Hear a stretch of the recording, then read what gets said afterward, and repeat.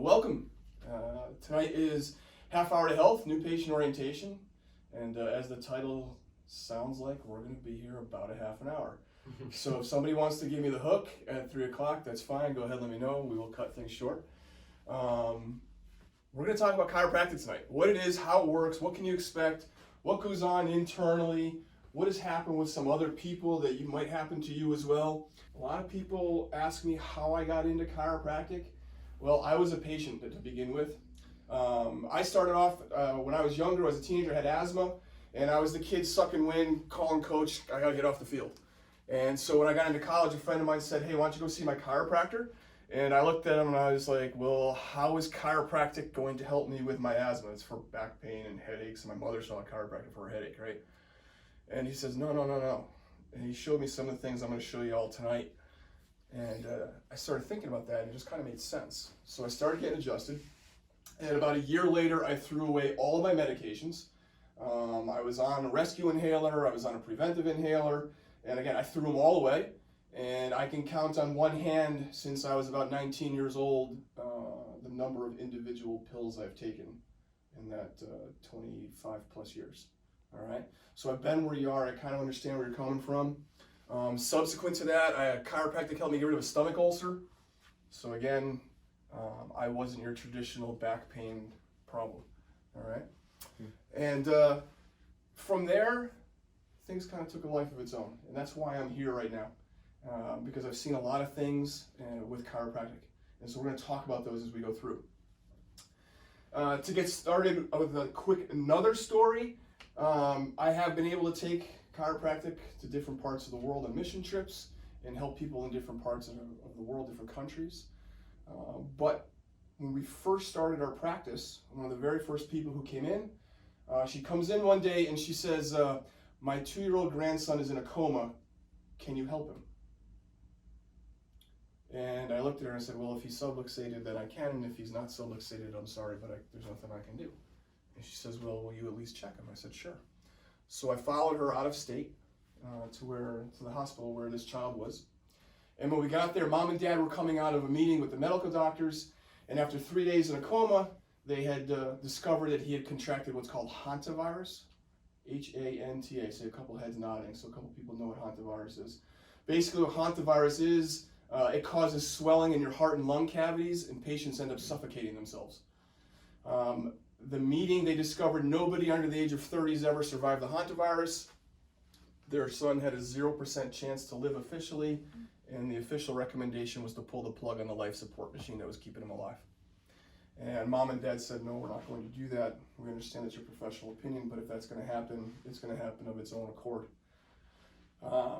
Dad looks at me and says, Mom, my mother says you're her chiropractor, can you help my son? And I was like, listen, if he's subluxated, I can adjust him. What happens after that, I don't know, but if he's not subluxated, I'm sorry, there's nothing that I can do.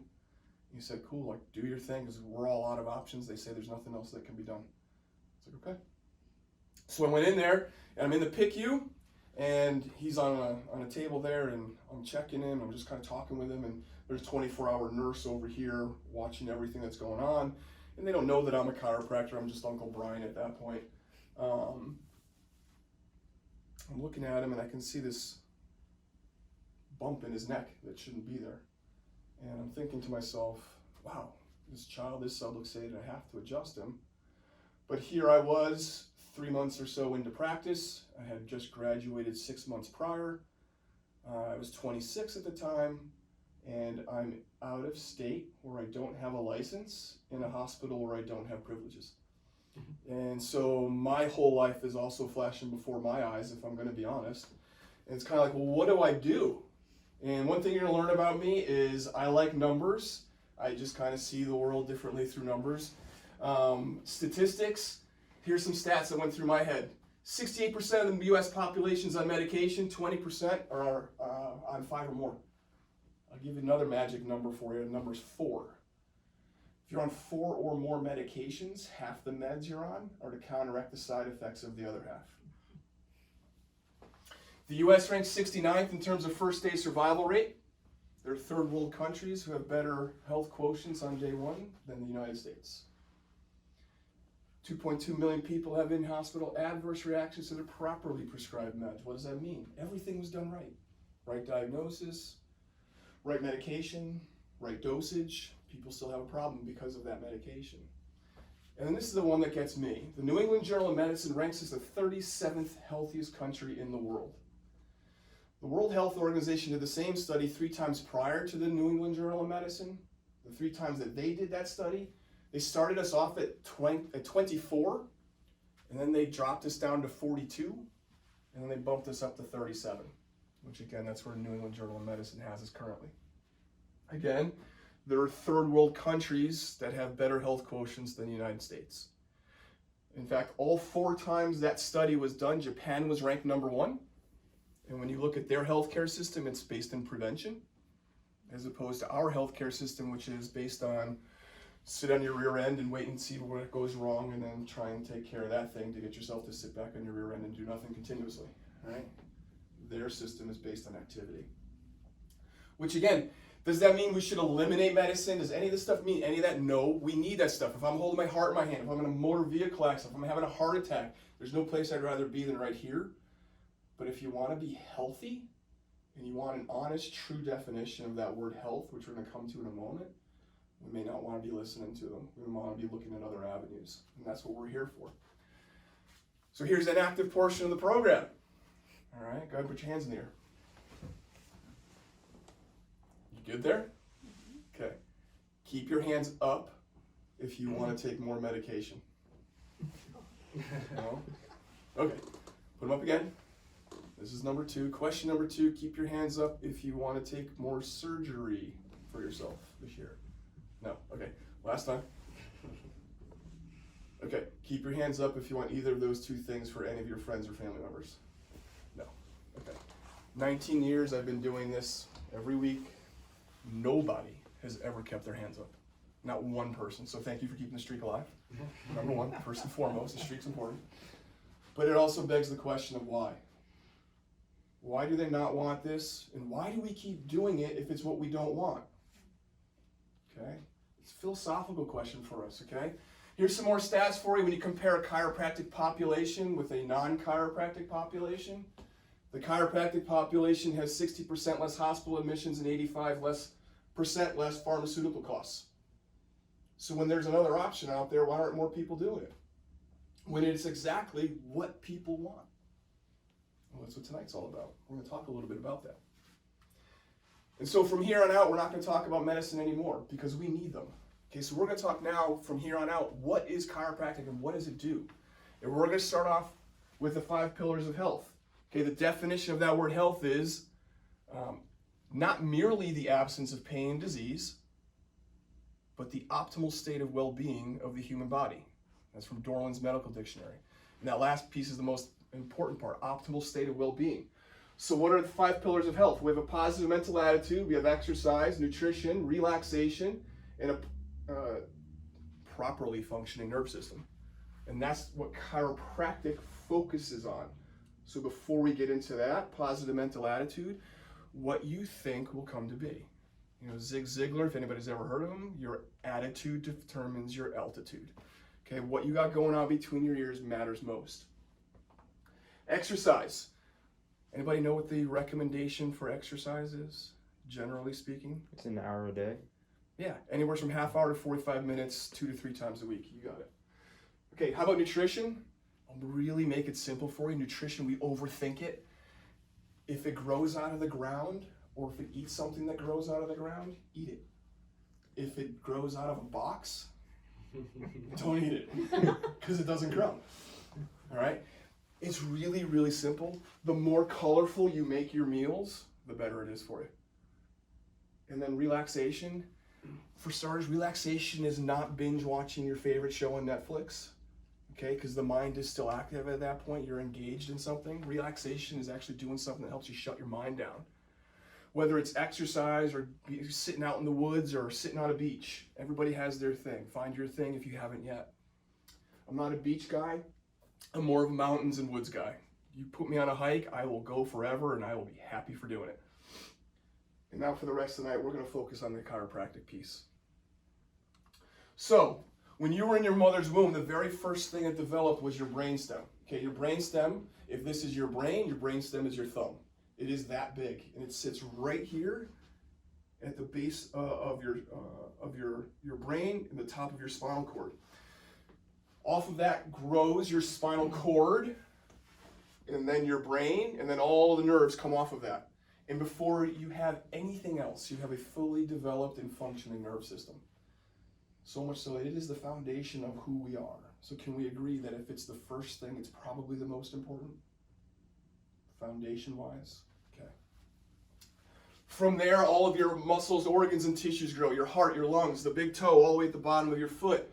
And in its infinite wisdom, nature, which I call God, put hard bone around it to house it and protect it. 24 segments which are all movable. That's your spine. When these bones get subluxated, I'll come back to the definition in just a moment, they interfere with the nerve. Okay, so a subluxation, specifically 3 parts: misalignment of the bone, pinching or interference, if you will, of the nerve, and a decrease of the power that flows through. That's the big key right there, is the decrease of the power that flows through. If you want to break the word down in a literal sense, subluxation. Prefix sub means, here's an SAT question for you. Like, I don't know how to describe it, but below. Under. Yeah. Less than, under, below. Exactly. Lux means light. Nation is condition of. So you have a condition of less light. Where? Inside of you. Remember, darkness is always overcome by light. Darkness does not exist where light exists. So let's talk real quickly about power. Electricity is a great example of power, but we don't know what electricity is. We know what it does. We see the results of it. The light turns on, we can see the television. We play games on our phones. We know what electricity does, but we don't know what it is per se. Okay, so flowing through your spine, through your nerves, we all have an innate intelligence. Okay, definition of that word innate is that which you're born with. There's an intelligence that we're all born with. If you think about it, an infant, you don't need to teach it how to breathe. You don't need to teach it how to digest food. They come ready-made. They automatically do it. And even we as adults, we don't have to think about telling our heart to beat or telling our lungs to breathe. So if we had to consciously tell our heart to beat 60 times every single minute, could we do it? I'd forget. So I'm going to ask the question now, who could be subluxated? Because that's what chiropractors do. We detect and we correct subluxation. So who could be subluxated? Well, really anybody with a spine. So if you're a jellyfish, you got nothing to worry about. But if you're human, you could be subluxated. So when can subluxations occur? Who could have them? Well, the very first subluxations that often we all have is during the birthing process. See, we got a couple of mothers in here. So I'm going to dumb things down for the rest of the men in here, okay? When a child is born, the baby's head comes through the birth canal, and then it has to twist in order for the shoulders to line up and the rest of the baby to be pushed out and born. Twisting pressure is called torque, okay? A spinal cord can naturally withstand about 70 pounds of torque before it tears. A natural childbirth, if mom squats and allows gravity to do the work, produces 70 pounds of torque. But if you're born in or give birth to a child in a hospital, typically mom is lying on their back pushing up against gravity. That's more than 70 pounds of torque. So the most common way that infants are born is with forceps, which are basically large hot dog tongs. They clamp to the side of the baby's head, they twist, they pull. That's over 100 pounds of torque. And then there's vacuum extraction, which is just what it sounds like. There's a vacuum that sucks the baby out. That's 140 pounds of torque. And then if a baby was delivered via C-section, they cut mom open, they reach in, they grab the baby by the head, they sit the baby up by the head, they lift the baby out of mom by the head, then they cradle the baby. Now, I don't know about any of you, but well, you're too tall. If I try to pick anybody else and try to lift you off the ground by your head, what would you do to me?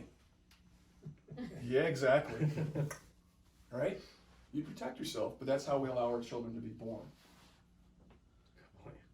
Okay, so that's when the first cell luxation occurs, and we wonder why mothers are told their infant has a failure to thrive. It's a big buzzword in prenatal and natal care right now, or they have a low APGAR score. Okay, children should nurse.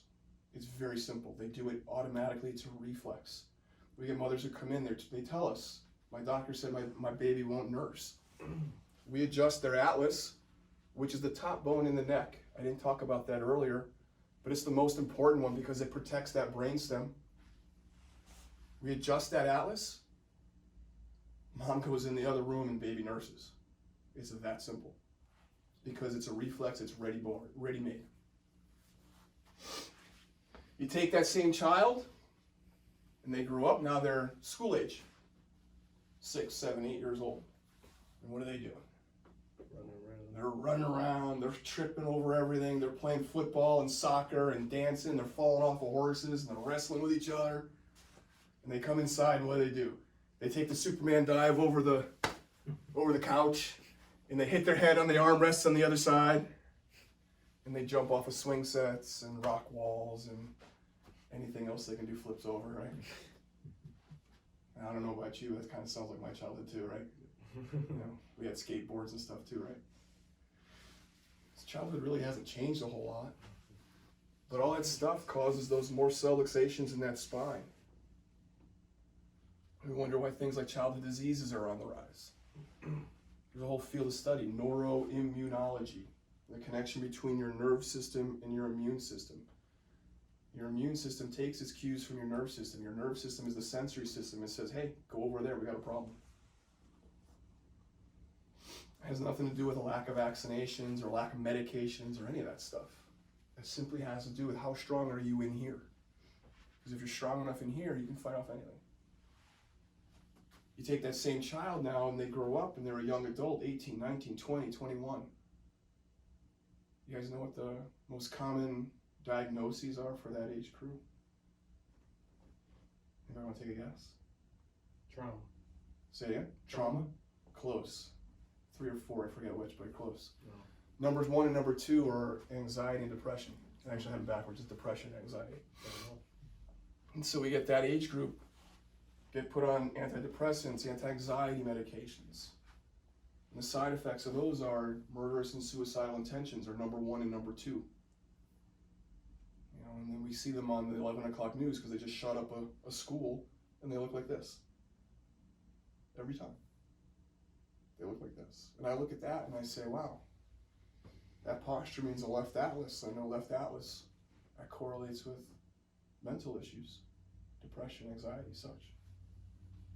I'd love to adjust that kid and prevent all that stuff from ever happening. Which is why we adjust infants. I've been invited into delivery rooms. Mom delivers the baby, dad calls me up, baby's here, great. Boom. Get them cleared out right away.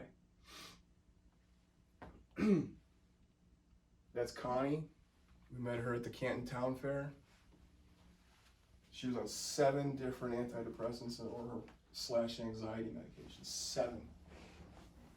And she was on a suicide watch. She had somebody walking around with her wherever she went. She came in here, she started getting adjusted. About a year into her care, we're at that table, I adjust her, big loud pop, everybody kind of looks up, the place was packed, people's literally getting out of their seats going, what was that? She just stands up like, great, I'm not sad anymore. And out she walks. Okay. Perfect. Yeah. She comes back in, long story short, she renewed the relationship with her daughter, started babysitting her grandson again. She had been married and divorced 3 times. She started going on dates again. And then she participated in Miss Senior Connecticut pageant. Evening gown, life philosophy. Like, what is it? You know, what is that? She's heading in one direction. Nope, we're gonna go about face and go the other way, and life gets better. What is that? What do you call that? What do you call that? Again, I call it spirit, I call that God. And every time we adjust at that table, that's what we're connecting. We're connecting you with that potential that we all have inside of ourselves. So, how often do I need to come in? How long do I need to come in for? Everybody starts off at 3 times a week, correcting that subluxation, correcting that subluxation. What I do individually might be different. You know, we all have unique patterns. The atlas alone has something like 276 patterns for the one bone. So it may look like I got fat hands, so it may look like I'm just pushing on the same part of you or the same part of all of you, but really there's a lot of differences at play there. How long do you need to be coming in for? How long do you think you want to be healthy for? How often do you want to be functioning at 100% life? Okay, you'll come in as long as you think being subluxated is bad for you. The day you think being subluxated is good for you, you don't have to come in anymore, it's fine. I get it. Think about the alternatives. You know, getting adjusted does help prevent arthritis, it's been shown. So if you get diagnosed with arthritis, how long does that last for? Forever.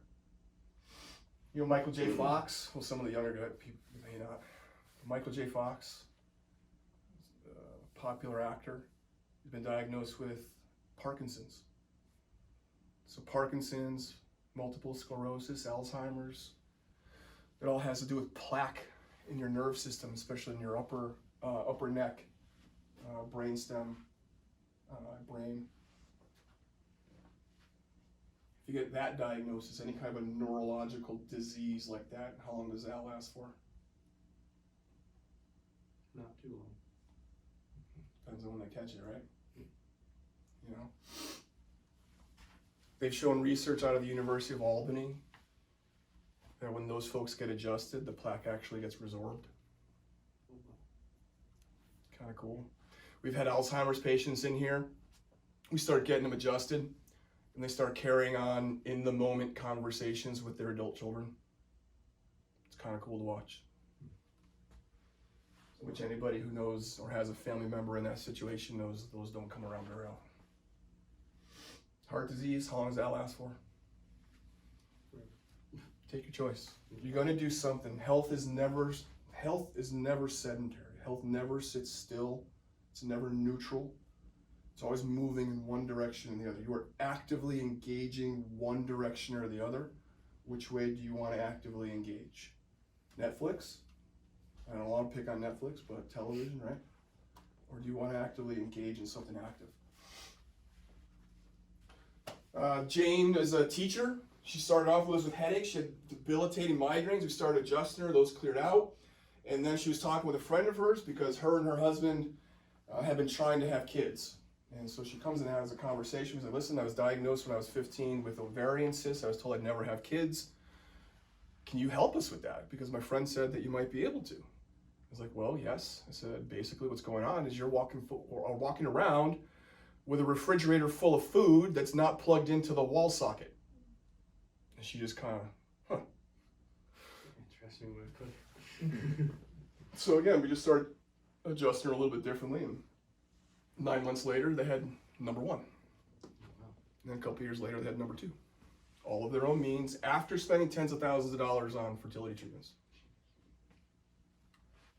So here's something we need to talk about. It's called retracing. Okay, retracing. What can happen?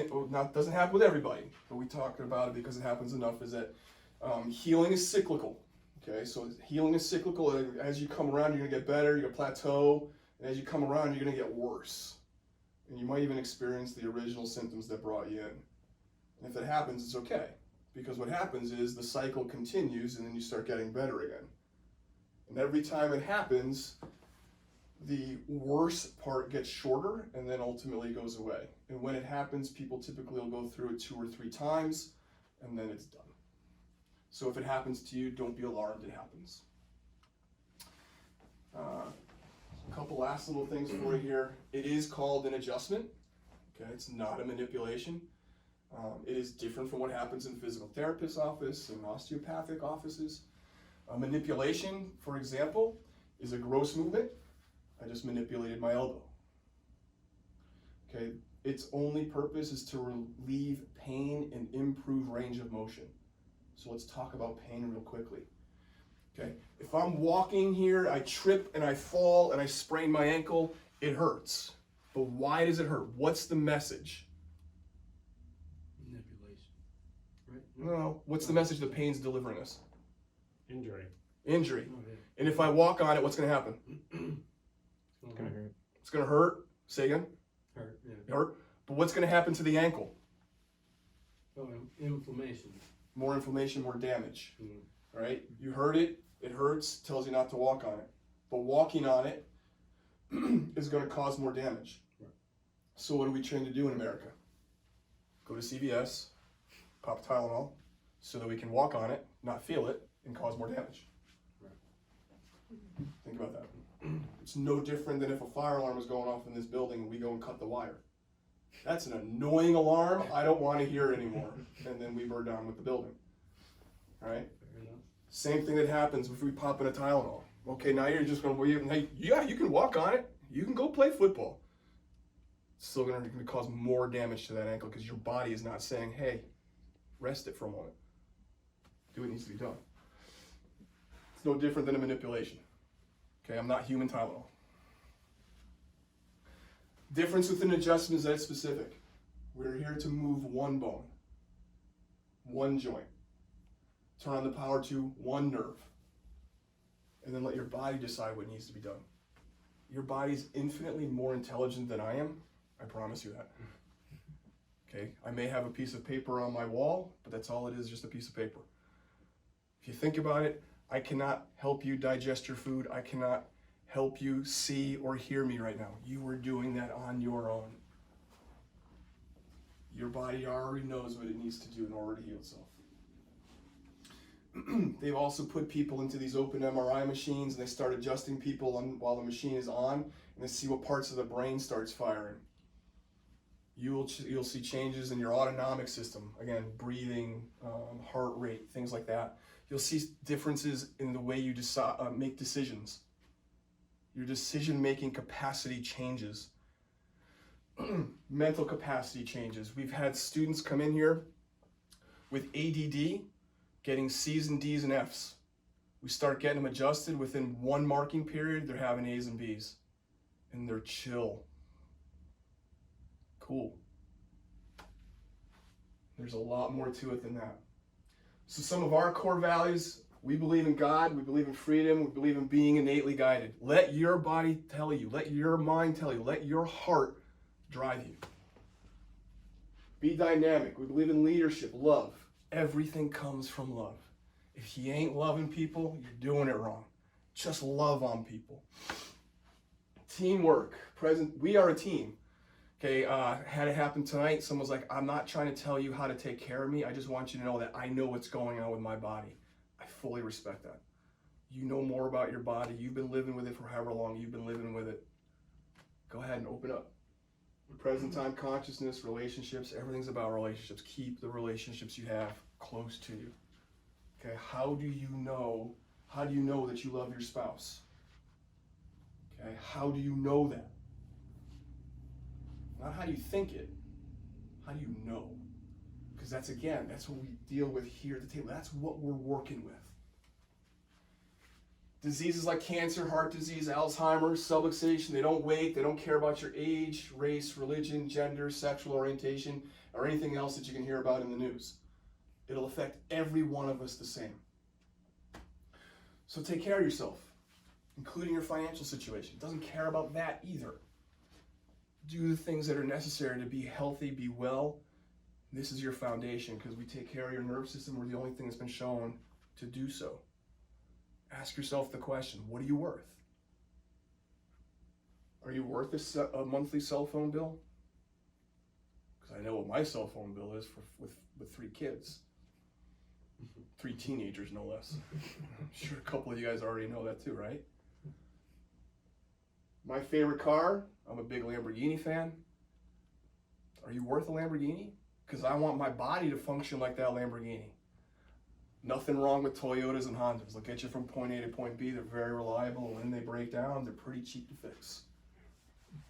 but give me raw power and handling any day, baby. Any day. And that's how I want my body to function. I have my big, hairy, audacious goal is to go skiing on my 100th birthday. My oldest son looked at me and said, Dad, when you turn 100, I'm going to be 70. How am I going to get down the mountain? Not to mention my birthday's in May. So I looked at him and was like, well, we're either going to Tuckerman's or we're going to Chile. So we'll plan on Chile. And I said to him, I said, I don't care how you get down. All you got to do is get me to the top and push. Because what happens after that, I'm good. You can figure the rest out on your own. But what do you want your life to look like? Because that's what it is. It's all up to you, how you want to do it. I can't make you do anything. Picture yourself 6 months from now. Where do you want it to look like? What do you want your life to look like? Because I'm here to help you do that. So there I was. I'm in the PICU. I'm looking at him. I see a bump. I look over at the nurse. She has her head down, taking notes. I reached in and I adjusted him. And the moment I did, everything starts beeping. So she gets up, she checks the computer, she checks the life support machine, she comes over to him, checks his leads, kind of shrugs her shoulders, and she looks at me and she says, what happened? I don't know. You're the nurse, you tell me. And she's like, oh, okay. And she goes over, sits down, taking her notes. Take another peek, check him again. No more subluxations, cleared out.